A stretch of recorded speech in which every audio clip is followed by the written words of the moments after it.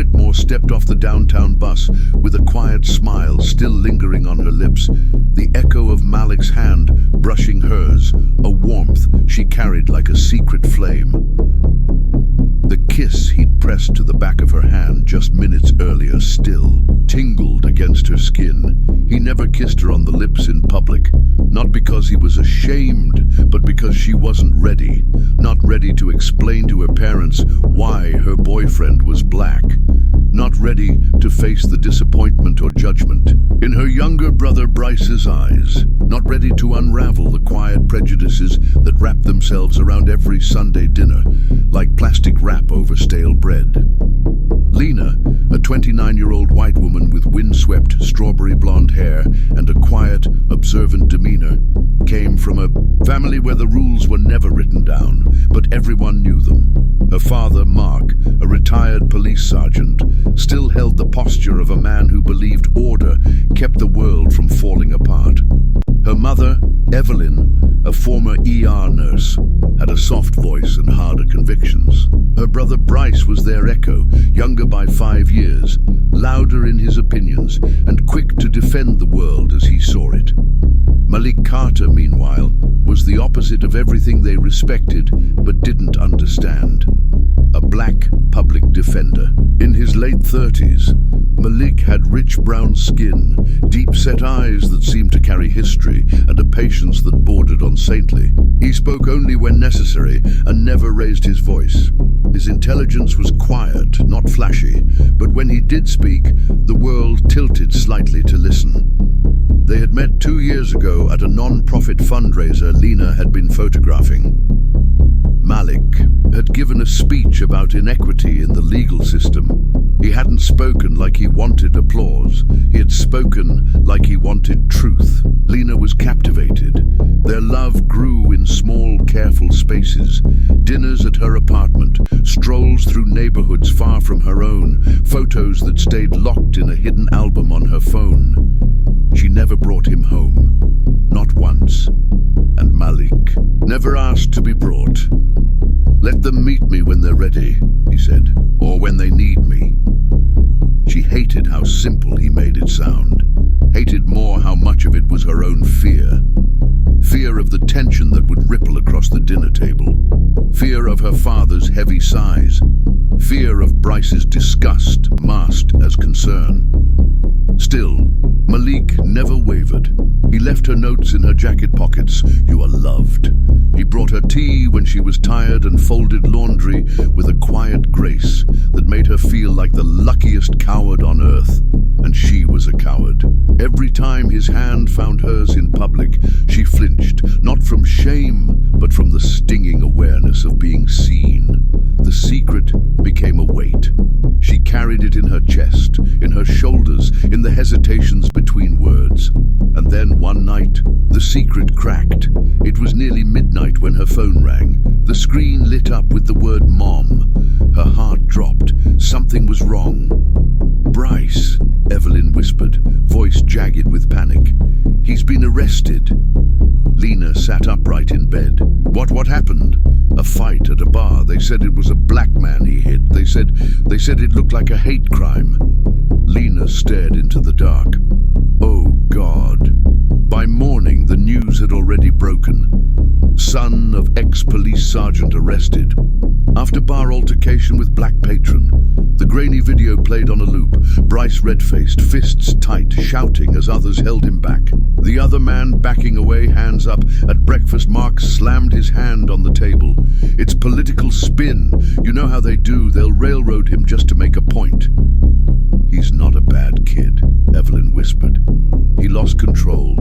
That's all." Lena said nothing.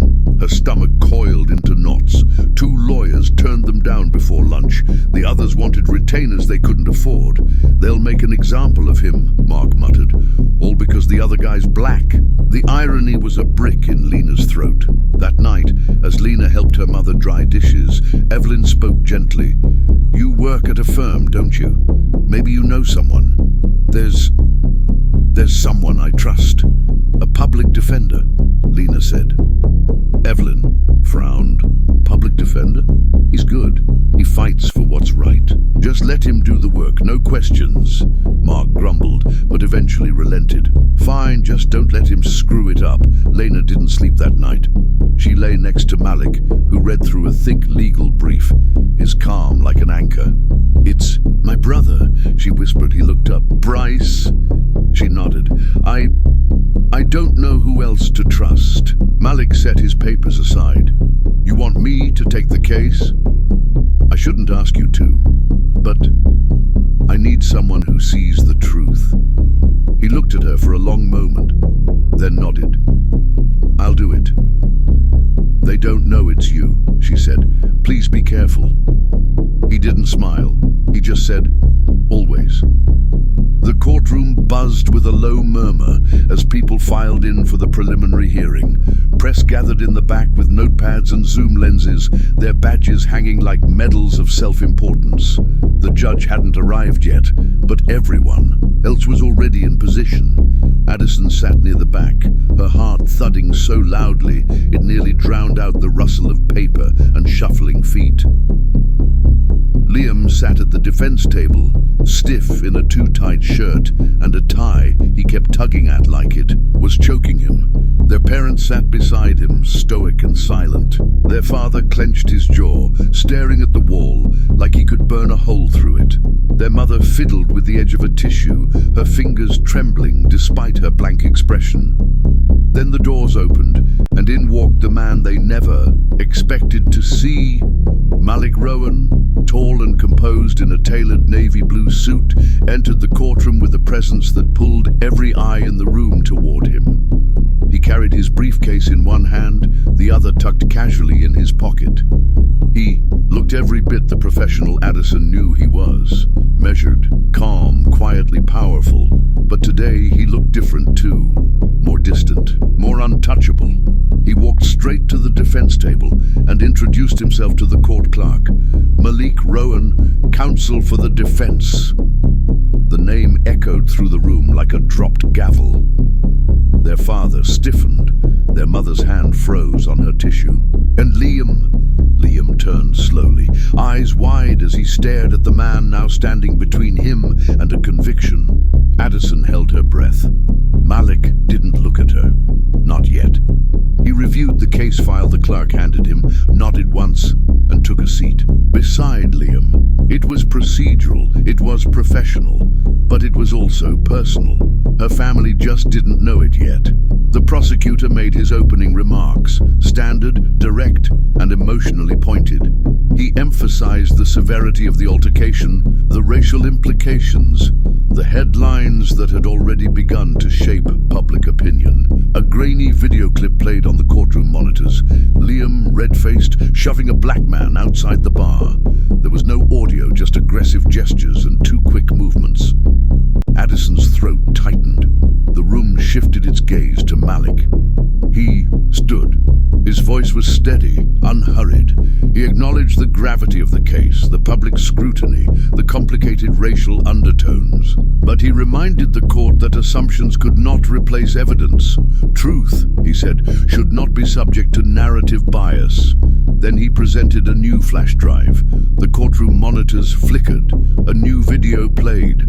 A second angle from a nearby security camera.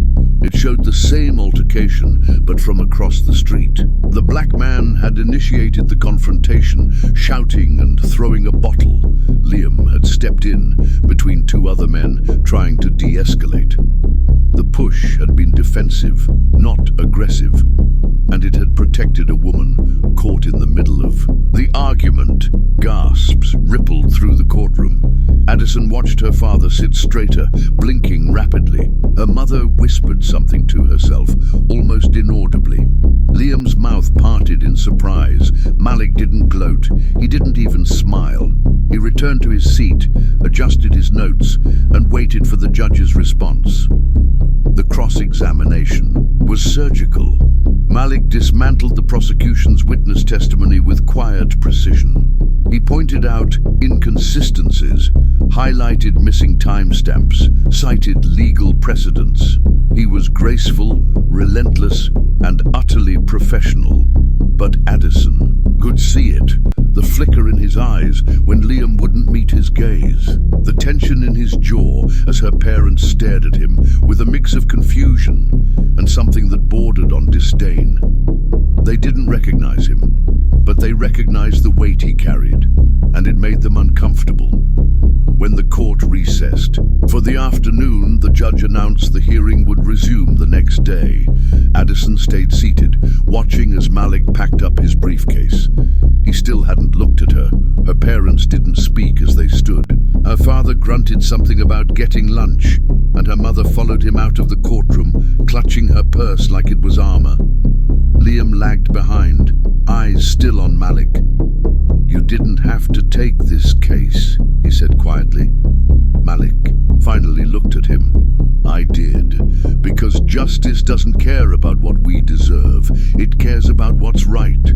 He turned without waiting for a response and walked toward the exit. As he passed Addison, he paused for just a second. Long enough for their eyes to meet. She opened her mouth. No words came. He gave the smallest of nods, then kept walking, and just like that, the man she had loved in secret walked out of the courtroom. Not as her boyfriend, not as her protector, but as the only person who had believed in the truth when no one else wanted to see it. Addison sat in the emptying room, the wooden benches creaking as people filed out. Her hands rested in her lap, cold and still. She knew what she had to do. Tomorrow, when the courtroom filled again, when the case that could have ruined her brother's life concluded with a dismissal, she wouldn't just sit quietly. She would speak. She would stand, and the truth she had hidden for so long would finally come to light. The judge's voice cut through the tension in the courtroom like the crack of thunder in an open field. Case dismissed. Due to lack of sufficient evidence and failure to disclose key exculpatory material, this court has no choice but to drop the charges. A stunned silence rippled across the room. Just like that, Carter Evans, the same brother who once sneered at the idea of equality, was free.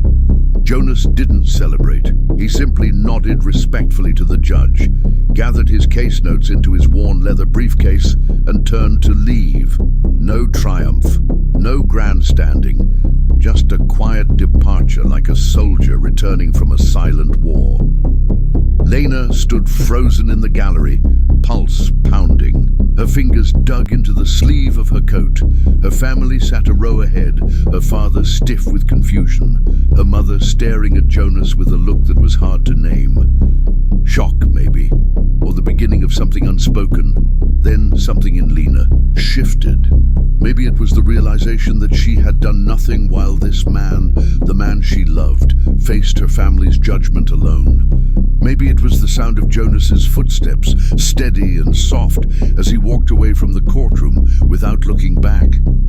Or maybe it was that for the first time, her silence felt louder than any words she could have spoken. Wait. It was barely louder than a whisper, but it echoed. Jonas paused in the aisle. The room turned toward her. Lena stood, her voice shaking but audible. "Wait," she repeated louder now. He turned. She walked down the aisle slowly, carefully, like each step was a stone she had to choose to step on or forever lose. Her hands trembled, but her eyes stayed locked on him. When she reached him, she didn't say anything. She just reached out and took his hand. The gasp that moved through the courtroom was small, but deafening to Lena.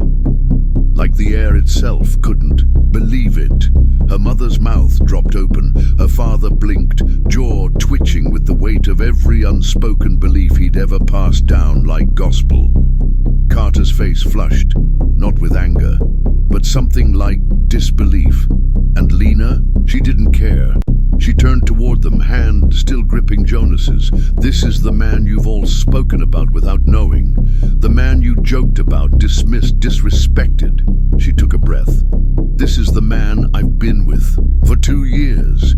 The man who defended Carter when no one else could. The man who saw more worth in our family than we ever showed him." Her father stood, but didn't speak. Her mother looked away. Lena pressed forward. "You judged him before you knew him. And he still showed up. For us. Jonas stood silently at her side, not interrupting, not saving her. Because this time, Lena didn't need saving. She needed to stand. "I hid him from you," she said, voice thick now, "because I didn't want to lose you. But I see now. I lost myself instead." The silence that followed was heavy. Jonas gave her hand a gentle squeeze, as if to say, "You don't have to do more." But Lena wasn't finished. "I won't hide anymore." Her father sat down hard. Her mother swallowed and looked like she might cry. Carter shifted in his seat and looked at Jonas, then at Lena, then back at Jonas again. He opened his mouth, closed it. Finally, he muttered, "Thanks for everything." Jonas gave a small nod, nothing more, and that was enough. They walked out of the courtroom side by side, no longer hiding, no longer ashamed. Outside, the sunlight was blinding. Lena blinked up at it and let the heat hit her skin. It felt new, free. No reporters were there, no cameras, just the breeze and the sound of traffic rolling past. She looked over at Jonas. "You still sure you want to be with someone who took this long to stand beside you?" He smiled softly. "I was never waiting on you to be perfect, Lena. Just honest." That night, they sat on their apartment balcony, the sky above them wide and velvet blue. He sipped tea. She sipped silence. Her phone buzzed. A message from Carter. "Thank you." No emojis, no punctuation, just those two words. Lena passed the phone to Jonas. He read it, nodded once. "I didn't do it for them." "I know." He looked at her. "I did it because it was right." Lena leaned against his shoulder. "I'm done hiding." He didn't respond, just reached over and laced their fingers together, and that was all he needed to say.